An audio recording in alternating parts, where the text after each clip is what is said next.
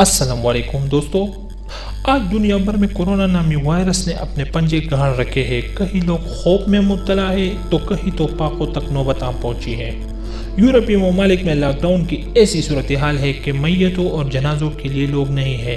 اس وقت ساری دنیا کورونا وائرس کے ویکسین کی طلبگار ہے، کیونکہ ساری دنیا جانتی ہے کہ اس وائرس کو شکست دینے کے لیے یہی ایک واحد راستہ ہے۔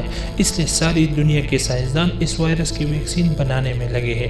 کیا آپ جانتے ہیں؟ مزید ڈسکس کرنے سے پہلے اس ویڈیو کو لائک کریں، IVI اردو چینل کو سبسکرائب کریں اور بیل آئیکن پر ضرور کلک کریں تاکہ نئے آنے والی ویڈیوز کی نوٹیفیکیشن آپ کو بر وقت ملتی رہے۔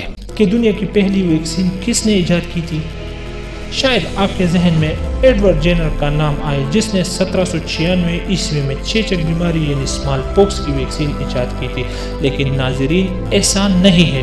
یہ کارنامہ ایک مسلمان سائنسدان حکیم ابوبکر محمد بن زکریا الرازی نے، جو آج سے تقریباً 1200 سال پہلے انجام دیا تھا۔ یہ بات ہم نہیں کہتے، بلکہ یورپ کا ایک ادارہ انسائکلوپیڈیا آف بریٹینیکا بھی اس بات کا معترف ہے۔ الرازی 864 عیسوی میں ایران کے شہر رے میں پیدا ہوئے۔ یہ ایک نامور مسلمان حکیم، عالم، فلسفی اور کیمیاءدان تھے۔ الرازی اپنے دور کے ایک قابل ترین شخصیت تصور کیے جاتے تھے۔ انہیں اپنی طب میں اپنے کارناموں کے سبب عرب کا جالینوس بھی کہا جاتا تھا۔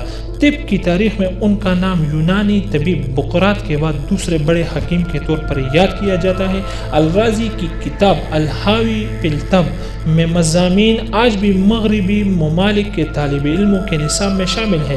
جس دور میں الرازی کو امام طب کا درجہ حاصل تھا، اس وقت چیچک نامی بیماری کا خوف اس قدر حاوی تھا کہ دور حاضر میں پھیلی وبا کورونا وائرس کا خوف اور دہشت گردی کا اس کے سامنے کوئی حیثیت نہیں۔ چیچک اس دور میں ایک لاعلاج مرض تصور کیا جاتا تھا۔ دنیا کے سارے طبیب چیچک کے مریض کا علاج کرنا تو دور پاس بھی نہیں جا سکتے تھے۔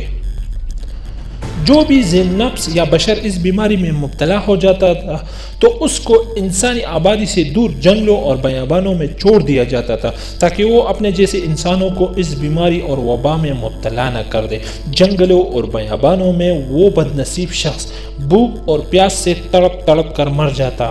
ایسے حالات میں ابوبکر الرازی نے اپنی جان جوکن میں ڈال کر چیچک اور خسرہ نامی بیماریوں پر کئی سال تک تحقیق کی۔ الرازی نے ان متعدی بیماریوں کی اقسام بیان کی۔ ان کے مکمل معلومات پر مبنی ایک کتاب الجدری والحسبہ تحریر کی۔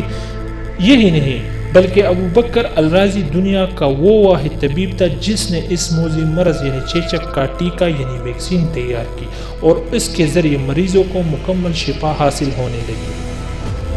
الرازی نے اس دور میں اور بھی کئی لاعلاج اور موذی امراض کے طریقے اور ان کے کامیاب علاج دریافت کیے۔ یہ بغداد کے کئی اور شفاخانوں کے سربراہ بھی رہے، جہاں وہ غریبوں اور امیروں کا یکساں علاج کرتے تھے۔ الرازی ایک ماہر طبیب ہونے کے ساتھ ساتھ ایک آزاد خیال فلسفی بھی تھے۔ ان کے بعد نظریات نے الرازی کو قدامت پسند حلقوں میں ممتاز بنا دیا تھا۔ اپنی لکھی ایک کتاب کی بنا پر الرازی کا اختلاف بخارا کے ایک مسلمان حکمراں سے بھی ہوا۔ اس امیر نے طیش میں آ کر یہ حکم دیا کہ الرازی کے سر کو اس کتاب سے اس طرح مارا جائے کہ یا تو اس کا سر پٹ جائے یا اس کی یہ لکھی کتاب۔